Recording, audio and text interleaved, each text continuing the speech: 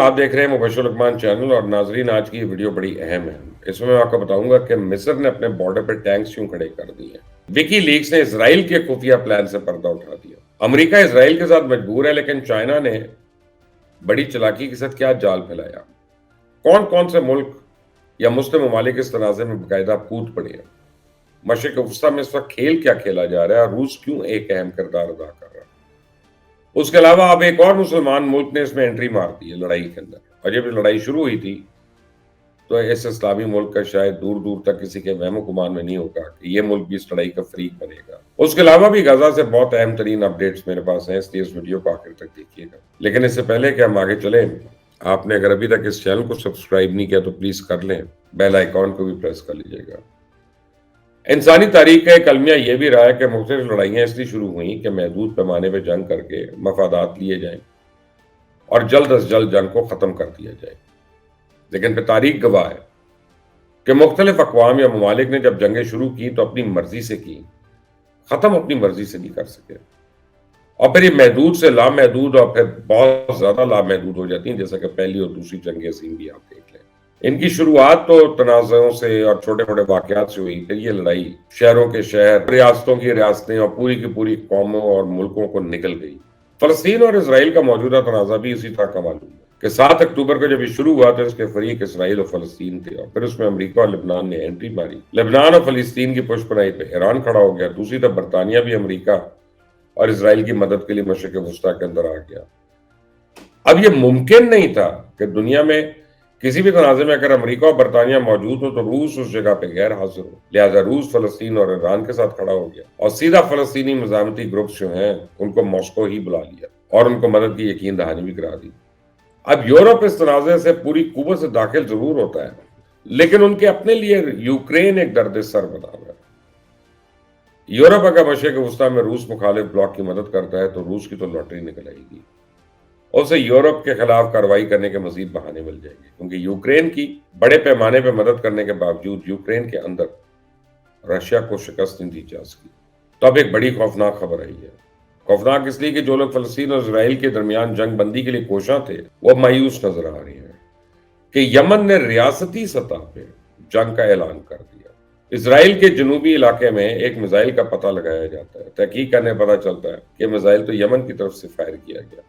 Israel के जनूबी इलाकों का यमन से फासला कमो बेश 1400-1500 किलोमीटर है। तो ये मिसाइल इतना लंबा सफर तय करके इसराइल तक पहुंच गया और रडार में भी नहीं आया। तो इस वक्त फ़लस्तीनी और लेबनानी तंजीमें जंग के अंदर जो हथियार इस्तेमाल कर रही हैं, पहले ही उन पर सवालात उठ रहे हैं कि इन तंजीमों के पास इतना जदीद अस्त्र और मिसाइल आए कहां से। तो यमन ने इस मिसाइल हमले की जिम्मेदारी कबूल करते हुए रियासती सतह पर बाकायदा तौर पर ऐलान जंग कर दिया। तो इस वक्त अगर आप मशरिक़ वस्ता की अमूमी सूरत हाल देखें तो आपको कुछ चीजें समझ आएंगी। आपको समझ आए कि सऊदी अरेबिया, जिसने शायद अभी थोड़े अरसे में इसराइल को तस्लीम करना था, उसके और इसराइल के दुश्मन एक हैं। यमन के अंदर हुती बागियों की बगावत ने यमन के अंदर सऊदी नवाज हुकूमत को पहली कमजोर और फिर तकरीबन मफलूज करके रखा हुआ था। तो ईरान पे हुती बागियों का मदद का इल्जाम लगाना, ईरानी और सऊदी ताल्लुकात मजीद कशीदा, पाकिस्तान समेत मुख्तलिफ ममालिक की मुदाखलत से मामलात को तो बेहतर किया गया। तो इसके बाद सऊदी अरेबिया समेत मुख्तलिफ ममालिक का झुकाव अमेरिका और इसराइल की तरफ हो गया। तो ये सारी सूरत हाल ईरान के लिए तो काबिल कबूल नहीं थी।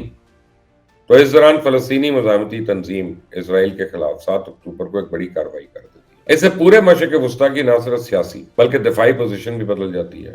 अरब ममालिक का इस जंग में मोहतात रवैया और अमेरिका के साथ सर्द मोहरी जो है, फ़लस्तीनियों की मोहब्बत और जाती जज्बात से ज्यादा ईरानी हिमायत याफ्ता ग्रुप्स की मजबूती का खौफ है। और इस जंग को तमाम ग्रुप चला रहे हैं जिन पे ईरानी हिमायत का इल्जाम है।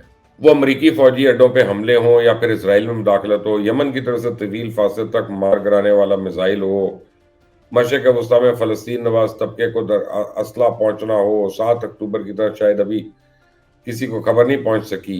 दर हकीकत इसराइल के हिमायती यूरोपीय ममालिक समेत अमरीका और बरतानिया इस वक्त रशिया और चाइना के साथ इतने ज्यादा उलझ चुके हैं कि उनके लिए इस जंग को लंबा अरसा चलाना शायद मुमकिन ना हो। और दूसरी तरफ ये जंग अमेरिका इसराइल की जेब पर भी बहुत भारी है, जिसके मईशत पर बड़े संगीन असरात मुरतब हो रहे हैं। और ऐसे वक्त में हो रहा है कि जबकि अमेरिका, यूक्रेन और इसराइल समेत दुनिया में मुख्तलिफ मसाइल में उलझा हुआ बल्कि फंसा हुआ है, और चाइना पूरी दुनिया में अपने कारोबार बढ़ाई जा रहा है और बेफिक्र होकर पूरी दुनिया में एक मुआशी جال پھیلا رہا ہے۔ اسرائیل نے اب خود تسلیم کیا ہے کہ غزہ کے اندر زمینی کارروائی کے دوران اس کے فوجیوں کا جانی اور مالی نقصان ہوا ہے، جبکہ فلسطین کے مزاحمتی گروپس کا کہنا ہے کہ نقصان اس سے بہت زیادہ ہے جتنا بتایا گیا۔ اسرائیل کے لیے اب صرف فلسطینی مزاحمتی گروپس ہی سردار نہیں بلکہ لبنان اور یمن بھی اس جنگ میں باقاعدہ شریک ہے، اور شام کی سرزمین پوری دنیا کے جہادیوں کی ایک فیورٹ جگہ بن سکتی ہے۔ تو اس کا اعلان بھی کسی وقت بھی ہو سکتا ہے، کیونکہ اب تو بات کنفرم ہو چکی ہے کہ فلسطینی اور لبنانیوں کو اسلحہ شام کے راستے مل رہا ہے، لیکن جب اسرائیل اور امریکہ نے شام کے اندر کارروائی کی تو اس کے رد عمل میں مشرق وسطیٰ میں بالخصوص عراق کے اندر امریکن فوجی اڈوں کو نشانہ بنایا گیا، جو کہ امریکہ کے لیے بڑا جھٹکا ہے۔ غزہ پر حملوں کے بعد جنوبی امریکہ ملک جو ہے ساؤتھ امریکن کنٹری بولیویا، اس نے اسرائیل کے ساتھ سفارتی تعلقات ہی ختم کر دیے۔ بولیویا کی وزیر نے ایک نیوز کانفرنس کے دوران بات چیت کرتے ہوئے اعلان کیا کہ بولیویا اسرائیل کے ساتھ اپنے سفارتی تعلقات توڑ ہے، اور انہوں نے کہا کہ بولیویا نے غزہ میں اسرائیل کی جانب سے انسانیت کے خلاف جرائم پہ سفارتی تعلقات منقطع کرنے کا فیصلہ کیا ہے۔ مطالبہ کرتے ہیں کہ بولیویا کے ڈپٹی وزیر برائے خارجہ امور کا کہنا تھا کہ جی اسرائیل کے ساتھ تعلقات منقطع کرنے کا فیصلہ اسرائیلی حملوں کی مذمت کرنا ہے۔ اب اسرائیلی افواج کی جانب سے بین الاقوامی قوانین کی خلاف ورزی کو مد نظر رکھتے ہوئے ہم نے یہ فیصلہ کیا، اور ہم سمجھتے ہیں کہ اس نے پورے عالمی امن کو خطرے میں ڈال دیا۔ بہرحال 2009 میں بھی فلسطین پر جب حملہ ہوا تھا تو بولیویا نے اس وقت بھی اسرائیل کے ساتھ اپنے سفارتی تعلقات منقطع کیے تھے۔ پہلی بار ایسا ہوا ہے اسرائیل کو ایک ہی لڑائی کے اندر سفارتی، دفاعی اور معاشی لحاظ سے اتنے زیادہ چیلنجز کا سامنا ہے۔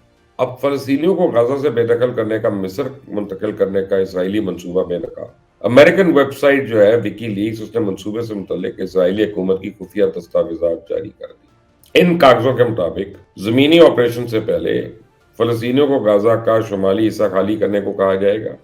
اس پر غزہ کے شمالی اور جنوبی حصوں میں اسرائیلی دفاعی فوج کارروائی کرے گی، اور اسرائیل کا یہ بھی منصوبہ تھا کہ غزہ اور مصر کے درمیان رافع بارڈر پہ کوئی کارروائی نہیں کی جائے گی۔ شمالی سینائی جو ہے ڈیزرٹ، اس میں ایک خیمہ قائم کیا جائے گا یا خیمہ شہر بنایا جائے گا۔ مصر میں فلسطینیوں کو آباد کرنے کے لیے ایک شہر تعمیر کیا جائے گا۔ بہرحال فلسطینی وزارت صحت کی جانب سے جاری بیان کے مطابق لوگوں کے لیے تمام تر کوشش اور اسپتال کے لیے ایندھن کے ہر قطرے کی تلاش کے بعد اب ہم اپنے سفر کے اختتام پر پہنچ گئے، اور بیان میں یہ کہا گیا کہ اگر معجزہ نہیں ہوتا تو شفا اسپتال کا جنریٹر کل یعنی آج 1 نومبر کو بند ہو جائے گا۔ خیال رہے کہ شفا اسپتال غزہ کا سب سے بڑا اسپتال ہے، جس میں سینکڑوں مریض زیر علاج ہیں۔ ہزاروں شہری اسرائیلی جارحیت سے بچنے کے لیے وہاں پناہ گزین ہیں۔ لوگ تو مطالبہ کر رہے ہیں کہ مصر کے راستے آپ ایندھن دیں اور ادویات دیں، لیکن یہ اسرائیل نے انکار کر دیا، اور دنیا میں کسی کو بھی نظر نہیں آ رہی ہے، صرف یمن کو نظر آیا۔ یمن کی شاید کوئی حیثیت نہیں ہے اس جنگ میں، لیکن کم از کم انہوں نے آسٹریلیا کی طرح آگ بجھانے کے لیے اپنی چونچ میں پانی تو لے کر جا رہی ہیں، شاید یہی چیز ان کے کام آ جائے۔